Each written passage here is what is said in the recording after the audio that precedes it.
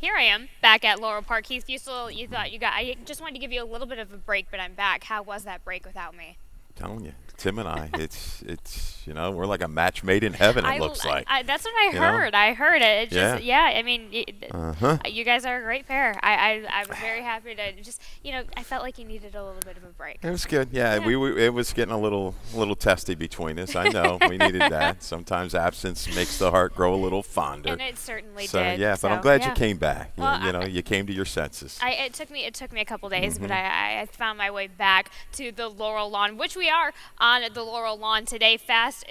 The track is fast and the turf is firm. Starting to get a little bit cooler. We will hit it up to 60. A little bit of a breeze going on to Keith, but I don't think it's going to affect anybody too much here today. But with that, let's get going with some nice racing that we have on the card here. Race number 1 starts this maiden claiming 12.5, a mile and 16th here on the dirt. Keith, we both land on Secret Sanctuary, Bob Caceres, Barbosa. Pretty decent combination out of a barn that's really, really warming up. Hunch play for me. I was driving home last night. The last song I heard going into the driveway, She Sells Sanctuary by the Cult. Ian Asbury, if anybody is familiar, one of the greatest. That's a really good song. But no, so there's your hunch. There was not a lot of ways to go here in the opener. Honestly, Form there is wasn't. very sketchy, Callie. Yes. But you know what? You got a high percentage barn in Rob Caceres. You got a high percentage rider in Jeremy Barbosa. Hence, I lead there. I thought the return try wasn't bad up in New York. Was kind of caught in between horses a long way and kind of rated along. And then kind of dropped off of them, eased back off the leaders at about the quarter pole, and then was ridden hard from 3/16 pole home. Right. That, to me, looked like, hey, that was a good setup for here. Let's drop confidence booster, get towards the front, and carry that speed. And that's exactly it. You have this horse who is at the proper level that he's at, the $10,000 level. He's in between two horses. I feel like he wants no part of that. He might be one of those either need the lead types or he comes from way off of the pace. But Bob Caceres, 2 for 8. Recently, Aqueduct to Laurel tagged 2/3 onto that as well. So that's 50% in the money from Aqueduct to Laurel as of recently. Short sampling, but 17% sprinter route. That certainly helps out as well. We both have the number 2 underneath, excuse me for a sec, Bodie Lynx, Milan Milosevic, William Humphrey, getting a nice performance out of that gelding last time out. There you go. Dog's name is Bodie, so we got a hunch Aw. plays all over the place here now. But Bodie Links, barn change off of a break, ran much better last time. Was it the slop? I don't know. Rode kind of the wave of the racetrack on the 13th of October. I've got a note there at home kind of favoring outside. Some closers did okay, but that was a big jump up in numbers. Certainly capable now, it looks like, to handle the distance. Gets an inside post. I don't think we'll be as far back today against this group. I'll throw that one into the mix along with the one, Mr. Fibonacci. Swung very wide, but has a couple races at the 1 turn mile that kind of work here for me. 36 Spire, that might be good enough It's to the win the 1 turn mile opener. that does Yep. work well for that. So 6214, Right. 6274 that Keith Feastel has. But speaking of what you have, you also have an early pick 4 that starts in race number 2. You've got a ticket lined up for us. How do you see it? Yeah, I think Great Idea is clearly the horse to beat. He's Sure. going to be my top selection in race 2. But Moser Slave, they wanted turf, they get it today. I'll throw him in there. So I'll go 1, 2, 3, and 8. Sunday Mischief, third time gelding with speed. We'll talk about that one as well. Race 3, 3 deep with the 1, 4, and 7. They look like the obvious horses in there. Race 4, a couple scratches, a late scratch, a 2. Dominguez scratched a 2, 6, and 7 out of the 4th. That leaves me with the 3 and the 5. They won't be much value. Race 5, 2 and the 3. Unadulterated off the claim and a little raise for Jerry Robb. Might offer some value. Scratch the 5. Another key scratch out of race 5. Click was to good. confirm. Right. Our early ticket is $24. $24 for the Keith Feastel ticket. Doesn't give us quite an El Cheapo today, but that certainly is nothing that's going to break your bank today. He's very good on his value, people, so you might as well go for a ticket like that. But with race number 2, this claiming 12.5, never win 2, 5.5 on the turf. We, of course, stay on the turf. We both have a video top spotlight on our top selection, the number 3 Great Idea, Dale Capuano, Jean Avello. These two team up relatively well almost every single time they go together. Yeah, I Keith. thought this horse would pop off a little bit of a break and a turn back in distance. I think that was the first time sprinting on the turf, and it worked. Kind of gets caught up behind horses, finds a path late in between. It finishes up quite well. only beaten 3/4 of a length. I think we're going to have a similar surface today. Alvelo is back, a very capable rider. I know it's a tough colony here. He'll start getting some wins, but look at this finish there late. It's good enough for me, Prince Pair. So King up against the right time, great idea. The speed will be there. Sunday Mischief, third time gelding, might carry it a little bit further. I think Mad Genius will be in the flow. A good effort a couple races back. That was for Jerry Robb. We'll see if this horse can hold form, because against King up against Prince Pair can hold form for Farrier. I go 3-8 Chrome Dixie. A little stat on Robert Falcone. I know this horse is jumping up. I'm not scared. Back numbers to go. He's 2 for 8, 4 for 8 in the money with his jump up in class with an ROI of 318 on the turf. All surfaces 7 for 19 with that move over the last couple years. That works for me. That horse will be running a late Chrome Dixie. And the one, Mosler Safe, you do not have in the mix. They've been trying to get him on the turf a couple tries. Another one that's fresh. Positive move, first turf for Trombetta. I think this one works. The mare was all right, 6 for 16 on the turf in the money, only one win. I just like the effort here now finally getting back, and you've got Barbosa from the rail. Barbosa from the rail and a nice gate work, 2 back. On October 7th to wrap that up a little bit as well. I go with the number 7 underneath Mad Genius. I gave this horse, I liked what I saw at the non-where's at 2 at the 5 furlongs. Again, this is a bit of a speed horse, taking a bit of a chance that we get a bit of an outside post this time. So I think that helps things a lot. I like William Humphrey on this horse as well. And this horse may not have to be a need the lead type. If you go back in the 20th of February, was able to make some play off of it. So I did like Chrome Dixie a lot. I actually think I might have made a typo on that, but I like the jump up for Robbie Falcone Jr. Coming up with that. And then aesthetically, that horse just came up with such a flashy enough number to step it up. Red Hot Barn, why not go for it? Absolutely. And then Crimson Rocket, I like what Kieran McGee has done with this horse. I think he's going to be able to repeat that last effort, stretching out on an off-the-turf event last time out at Laurel. But you could go a lot of different directions, I think, in this race as our selection show. Race number 3, this claiming 10. Which have never won to 5.5 on the dirt this time. And we have a video spotlight on the number 7 Icy Reply, who we both have here on top, Keith. Yeah, well, this jockey, too, Louis Batista, along with Rudy Sanchez Salomon. Yes. They're making waves, and they're making waves of prices. Big effort yesterday on the 40-1 shot for that one. It held second, complete a very big exacta. But no, Icy Reply, we're going to show the race from the 21st of October. October 21st. You wanted to be on the rail. This horse was caught in between horses a long way and shows no give up whatsoever against Tamchar. Is it coming back a little bit quick? Maybe, maybe not. We're going to find out. But I think she is the controlling speed, going to set sail from the outside. Maybe tough to catch. 8 for specifically on the dirt as of late. 8 for 10 with Batista and Sanchez Salomon together. Wow. Yeah. So yes, 2 wins, 2/3 and 2 seconds to boot to that. So and we both go the similar route. Red, white, and tacos. Damon Deal DeVico. You have to respect the horse and just cut back in distance after coming off of that turf event. The number 1 extra crunchy. This one, the distance. This horse likes the 6 furlong distance. Just really has. It's been okay, especially 2 back. That's the race that you want to key on a little bit. But then the decision to go to Penn, I have a feeling that this one doesn't ship very well. Every time I've seen her ship, she's been okay in the past, but I think if once she gets on a roll, then try not to break that cycle a little bit. So came back okay with numbers, but we just need to see that effort 2 back. Yeah, the 2 back try, she got a little bit of help. She was in the same race with Icy Reply. Since it now a 4-time winner, they went battling this horse and sat the trip off of that and made a grinding run into it. And last out, a little bit better than what it looks. Fancy Philly came back to win. Yeah, and talking about Red, White, and Tacos, the 4. She was a little antsy warming up last time out. She ran off a little bit with the rider. She was eager and keen to go in the post parade. So that might have exerted a little extra energy, shortening up in distance. So maybe she just got beat. 5.5. I think she's got a rating gear against this group. She needed that, though. She needed that type of run to get up there to the front and just show us a little bit of something. So I like that. And then we both have Rosalie underneath, the ship-in coming over from Delaware. Have with the rest of the field, you put that horse underneath definitely. But race number 4. Starts Okay. the maiden 45, mile and eighth here on the turf. Keith, you go with the number 3, the last skip. Mikey, you go with, the horse underneath. Mikey Juralis coming from off the pace a little bit. I think is going to appreciate the stretch out to the 9 furlongs. This is a mile and an eighth on the grass, and nobody in this field really has shown any speed Right. whatsoever. So, Jock's race, position race.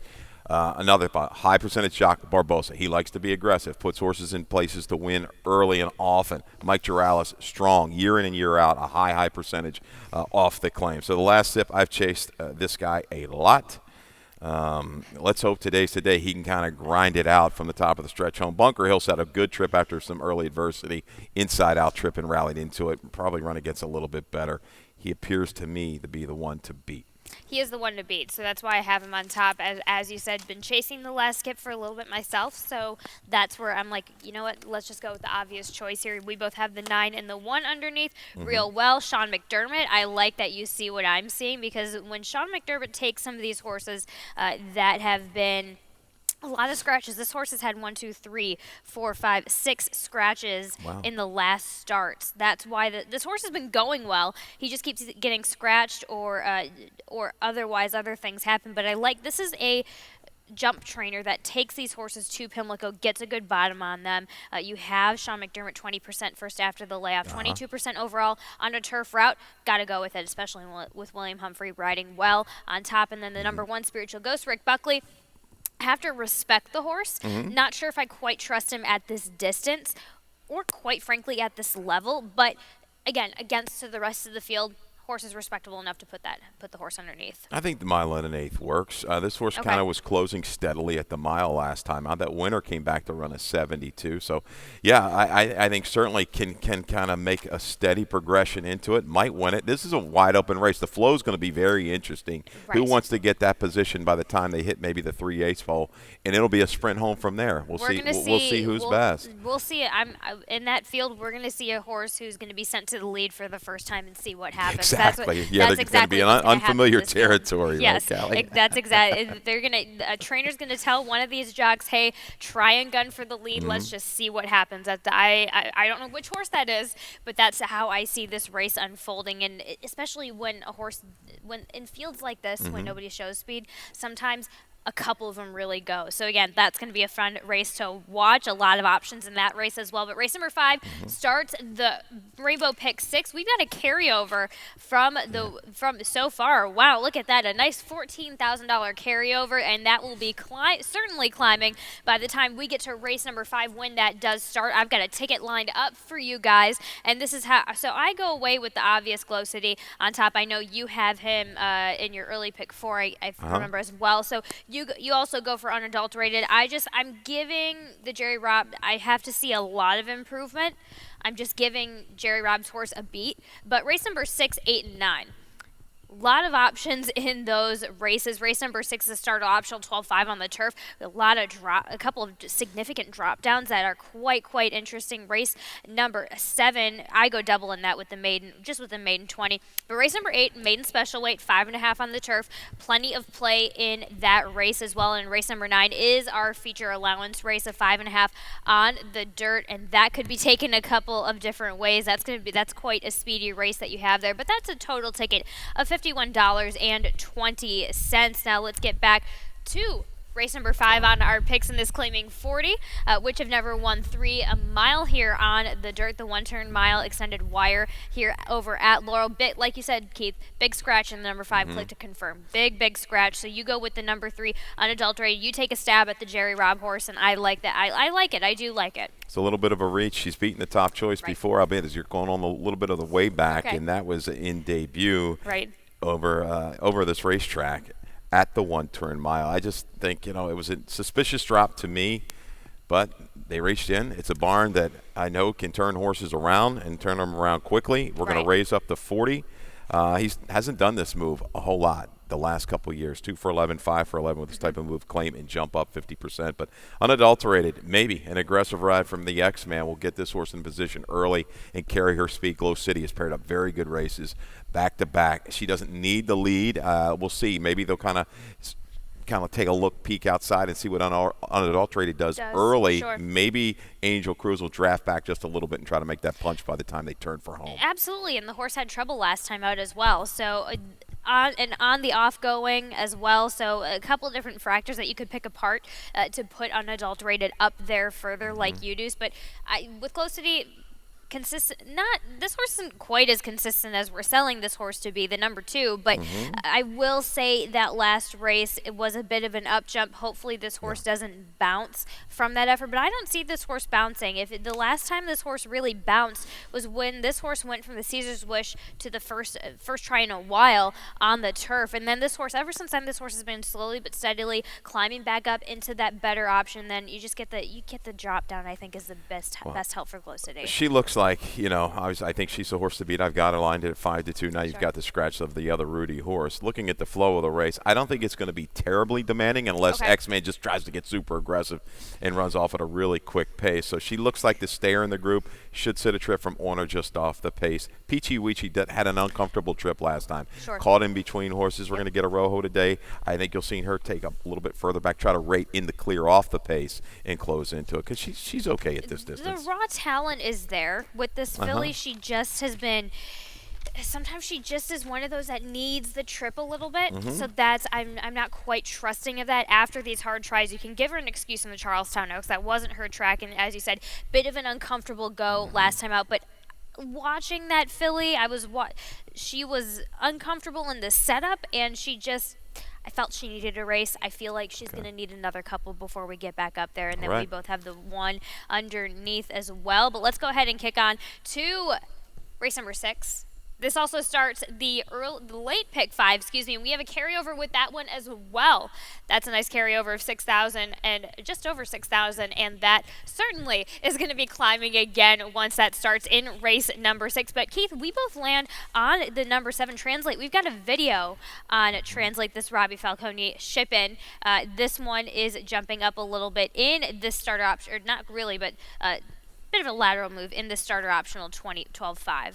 Yeah, I mean, she really hasn't missed a beat. Came over, shipped over from the West Coast, right, to the East, and a couple races at Colonial. And this was an okay field. I mean, a couple horses come back to run well out of it next time out. So just kind of professional at this distance, can relax, can kind of be put into place on or just off the lead, bring a consistent finish. This is the time of year you want to be aggressive with these horses, get them in spots they can win. Exactly. She certainly looks capable against this group. She looks like one you can trust. I think to Susan Ann, third back off of a little bit of a break. Yep. She'll get the right kind of flow in here. I think she's going to even have a little bit more punch than she did 2 races back. Exactly, and because that was at the 5 furlong distance, she gets a little bit of extra real estate here today. It stays at that nice level. Anthony Ferry, of course, third after the layoff is great. But again, you mentioned it. It's the trip. I think this filly is going to get the trip today. I think our top pick will be just placed a little bit more further along in the field. But let's talk about the number 2, Claire's Darling, Dale Capuano, the scratch from the Maryland Million, distaff, on the turf, back to the shorter distance. She's going to be your pacemaker of this race, and she's really going to be needing that trip. You get Jayron Barbosa, who's going to be flashing this filly out of there. I essentially think we're going to get the same exact trip that she got last time out, just without being on and off. Yeah, she gets a little help. Domineer is out, who was going to be part of the speed. I think always something is going to send. If she has any chances, a big price, always something will go from the outside. And Claire's Darling has shown the ability to sit just off of it. She did it at 6 furlongs. Her 2-back try, a little bit of an uncomfortable trip, just didn't really kind of bring that finish. I think she'll be on it or just off the lead, Callie, right? And I think she fits certainly against this group. And like I say, Falcone in here, our top selection.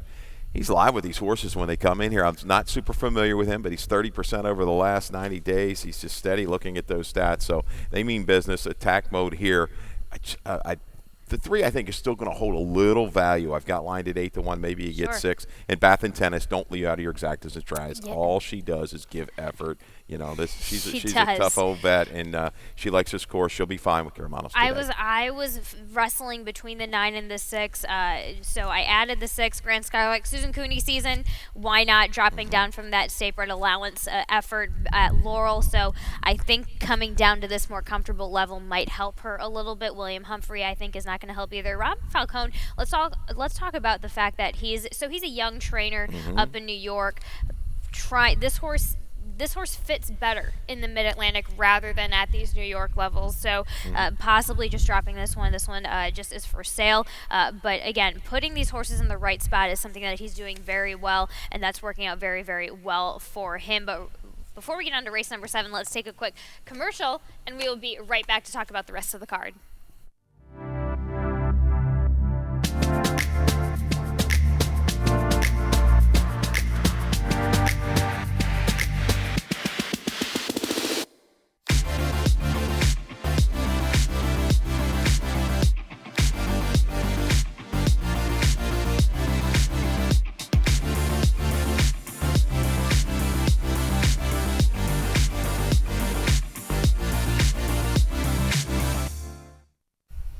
Here we are at this maiden 20 level 6 furlongs here on the dirt for our 7th race. Keith, you have the number 7 on top, which I like, Victorian Riviera, which we have a stat for Dale Capuano with these first-time claims. Yeah, off the claim. Here he is, last 3 years on the dirt. 4 for 8, 50%, 5 for 8 in the money. Maiden claimers. Wow. Off the claim and jumping up 50% from the original tag, right? 643. Real gaudy kind of a ROI right there. Draws outside, blinkers going on. You've got Lopez. You've got some speed. This horse took sneaky play from a barn that doesn't send out a lot of runners. Was 10-1, I think, in debut, right? Correct. In a 10-horse field. That's a lot of play. I know that wasn't maybe the greatest field, but there was some attention. So somebody must have had the eye out and went ahead. They dropped. I'll take a shot here with Victorian Riviera. I like it. Should be forwardly placed. Should be forwardly placed indeed, and I like that because I'm going to go with a bit of the obvious with the tap and glow. Brittany Russell, second after the layoff, second start in the barn. You've got to hope that there's some improvement, but I feel like there's a lot that Brittany had to work with as far as getting this horse back in the swing of things, but that work kind of helps me out a little bit. That means that this horse is still keeping its form. It's just about a matter of getting this horse placed in the right position for Brittany. And again, we talked about this, Robert Falcone, Brittany Russell, these young trainers putting these horses in these right spots where they belong. So go ahead, give a stab with Tap and Glow, but I like that Dale Capuano underneath. Kind of like dueling stats in here. And this is a pretty gaudy stat as well for Russell with this kind of drop. Right. With the maidens. Like 75%, I see. It's 6 for crazy. 8 in the last couple of years with an ROI. But this is a dead stone cold giveaway to me. Right. I mean, Tap and Glow, if you want her, come get her. She was in close at the break. She tried to make that middle move on a speed day while wide. So she should definitely, with a cleaner break, be there against this group. I went for a little higher price, though, with Victorian Riviera. I like it, though. Okay. I like it because I had that horse underneath, and I wasn't gutsy enough to do what you did, Keith. So I can't say that, but okay, go ahead. There we go. On. That's fine. We All can. right. Okay, so let's move on. Maiden special weight, race number 8, 5.5 here on the turf, and we both have this nice McLean Hendricks horse coming in, Mission Man. We do have a video spotlight to showcase why exactly we have this horse picked on top. A lot going on in that last race, Keith. Yeah. Highlight here, number 4. Thanks, guys. Over at Pimlico. Shows speed right from the get-go. I like that, right?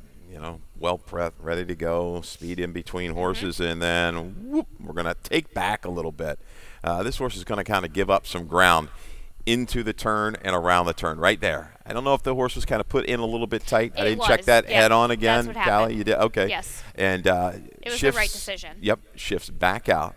And we showed this yesterday with Opus 42, came on from the outside. And you see our 4-horse here, Mission Man, kind of shift back in after being swung wide. Works up well in between horses. Good energy to the wire. Right. How lovely went up and ran an improved number. And we talk about the family. Kin to Caravel, multiple graded stakes winner on the turf. Witty, the list goes on and on. These horses are well prepped. They win early. This whole family wins early. Only not Holy Boss is trying to get that first turf sprint win I know, under yes. his belt. But Mission Man, I think is going to benefit a lot from that debut. Has the experience. It should sit a clean trip outside. As you said, nice energy coming to the wire. I love that term, especially going in between horses. That was a bit, to me, that was a professional in the mind. That's what I really like to see. And Holy Boss, while 0 for 10 on second time turf, 17% with the second time start. So you have to give him to that. But like I said, a lot of nice family energy to back that up. Hopefully keeps that same energy going to the wire this time.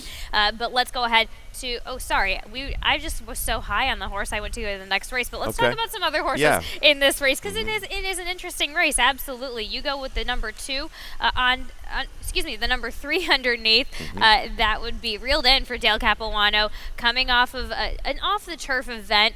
Go ahead and try it that first time out. We get back to the turf, which is exactly where I think this gelding is going to like to be. I like that they stayed in, got the benefit of a race. It was a shorter field, finished with interest off of a slower break.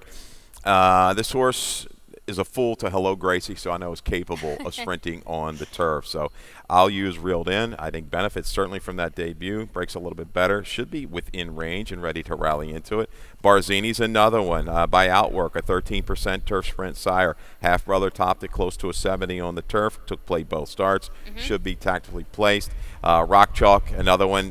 Brutal trip at the Meadowlands, hung out that really outer post, 11 out of 11. Tried to make a little middle move into that flow, just couldn't really quite sustain it.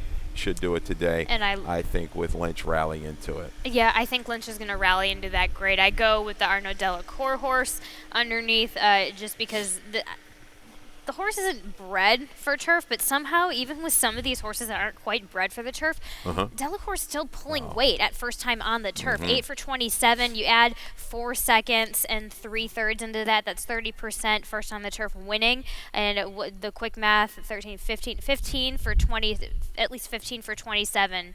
First time on the turf, so that's something certainly to respect at 6-1. So that's why I go with that. Yeah, I will definitely have this one underneath in the exactas, Callie. It was a tough read for me. Showed a little bit of ability in that restricted race at Saratoga in the mud. Speed faltered. Given time to regroup, second blinkers. Trying the turf, this jockey trainer combination is super, super strong. They had a win here recently. Yeah, and to talk about the 9, Wyatt Ridgely. Our man, they named the horse Wyatt Ridgely. Okay, that's all I got to say. Well, I hope the horse isn't as honorary as Wyatt Ridgely. He's a friend of ours up in the press box. Good to see him. Good luck today, Wyatt, with your namesake. Helps and listen, if Wyatt's going to go with his namesake, thank goodness he's in that outside post, so he doesn't have to spend a lot of time in the gate, and that's all I'll say about that. Race number 9 is our near future allowance, and this allowance race, 5.5 here on the dirt, and we both go with Al Loves Josie. This horse is swinging back into really nice action after some trying efforts at Laurel and Charlestown in July and August. Yeah, we did not use a video of this one, but I tell you, he was able to outrun some fast horses and did it well in hand last time. It just got the best of them a little bit late. Elusive Agent came from the clouds to kind of get up and beat him. Shorter run into the turn with the ability, if he just kind of brings it back, because he did those internals well within himself and then chirped away at the 3/16.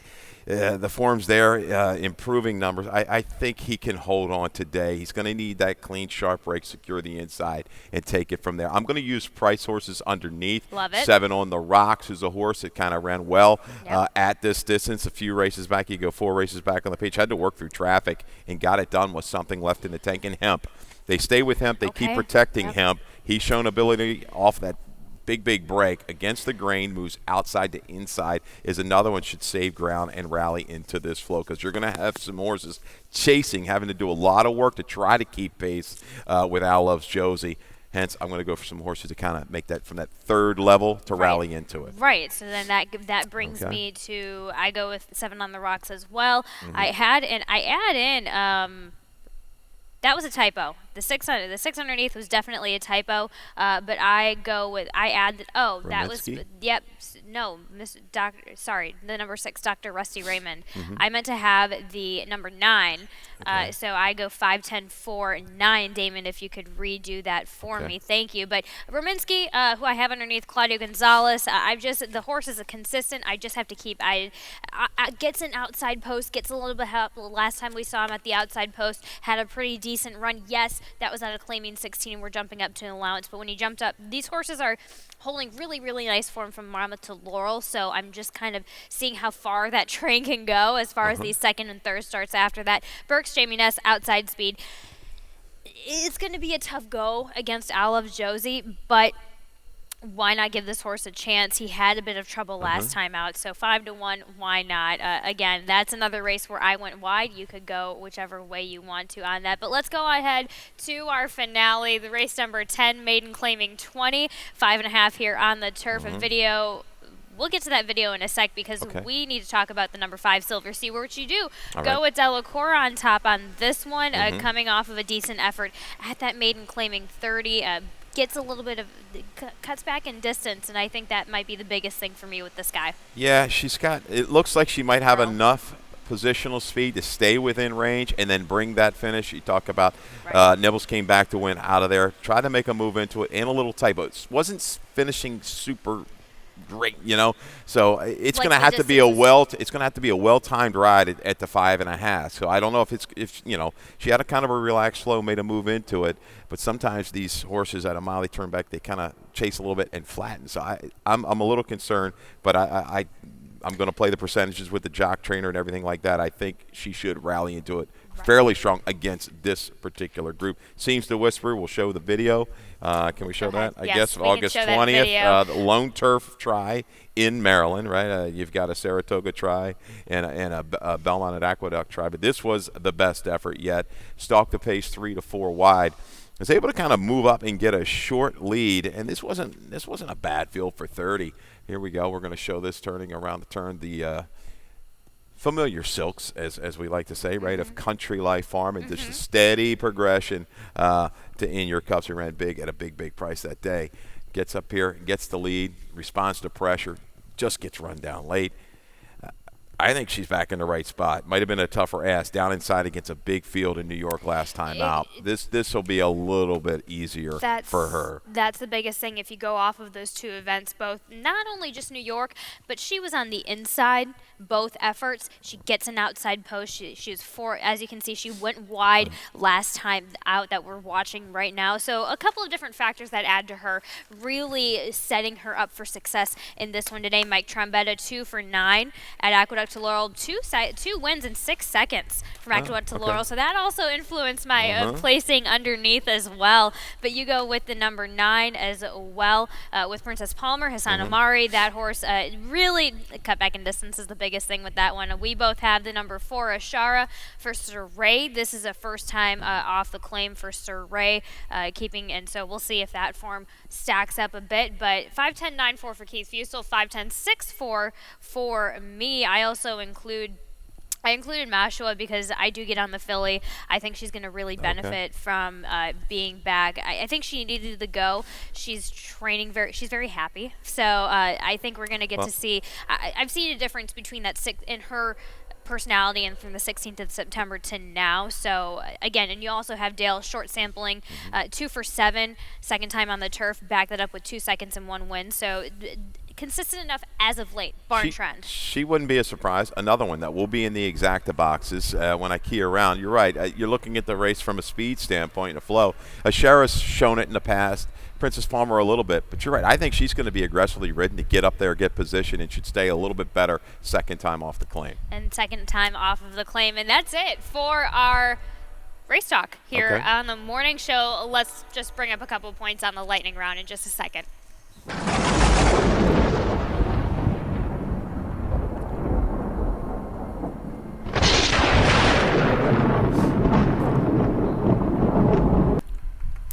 Just wanted to talk about the standings that we've got, but J.R. Barbosa has just been running with it and has continued that ever since. Nothing's changed really since I've been out of town, Keith. No, they just rattled him off. He had a couple wins, yesterday, 2 or 3. Caramanos a good day yesterday, so I mean that was good. He was hot and then chilled off a little bit. A couple good wins to get back and get his confidence level sky high leading into this weekend. But Barbosa, He just holds sway. He's going to get plenty of mounts. So you know that. He's going to ride almost every race, and he's going to be on. Everybody's kind of seeking him out It's to a momentum ride. game. It's Yep. a And he's got it 1,000% right now. momentum game, and he's got it right now. So carry on with it, Barbosa. Let's take a look at the trainers, how that race is playing out so far. Brittany Russell getting a little bit of steam, just edging right above Damon, above the Di Ludovico team. But Mike Trombetta coming in with some solid runners as of late.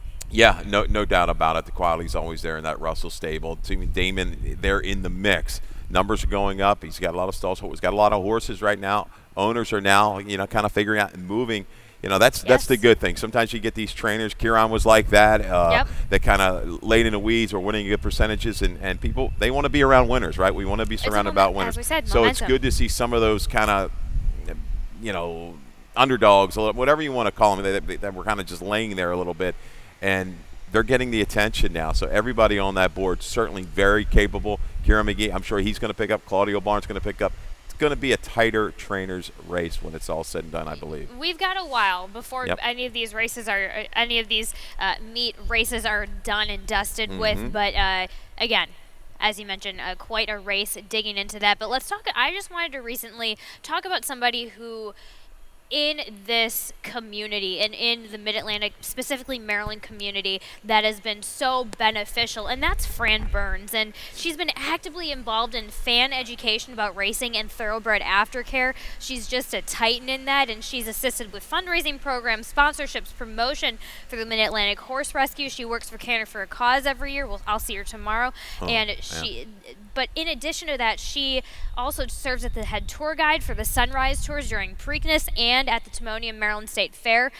She just takes on, she's so passionate about what she does, and she does so much for this sport that just, again, the Unseen Joe Kelly Unsung Hero Award. Well done, Fran. Certainly well deserved. I told her, I'm not surprised that she won it at all. Oh, definitely. Appreciate everything. And you see so many people like her within this game that put their heart and souls into it. You wonder, does she have time to sleep? I mean, everything that she's involved in, and it's just constant horses, and that's great. And she doesn't slow down. She never slows down. I'm getting things continually in my inbox, so I know that it doesn't slow down with Fran. And she's not going to rest on her laurels, let's just say. We're going to see much more, thankfully, from Fran here in Maryland. But Keith, let's take a look at your best bet today. You've got some intriguing plays, some plays I like coming up here. Yeah, Al loves Josie. He breaks, he goes. Maybe he goes wire to wire at 5-2. He might be a little bit lower than that when it's all said and done. Right. Probably 9-5. Maybe I went back and looked. I might have him lined a little bit too high, but a little bit bigger field here. If he comes out clean, I think he can take them coast to coast in race number 9. A little value play. I think that's going to kind of work alongside of our stat play of the day. Victoria and Riviera for Dale Cap. The blinkers go on. First off the claim. This kind of move. 50% over the last 3 years. I think that's a $6.42. Yeah, ROI. Big strong ROI yes, there big gaudy ROI in Keith Fustel's eyes. But I always love Keith's price value plays. I certainly love this one today.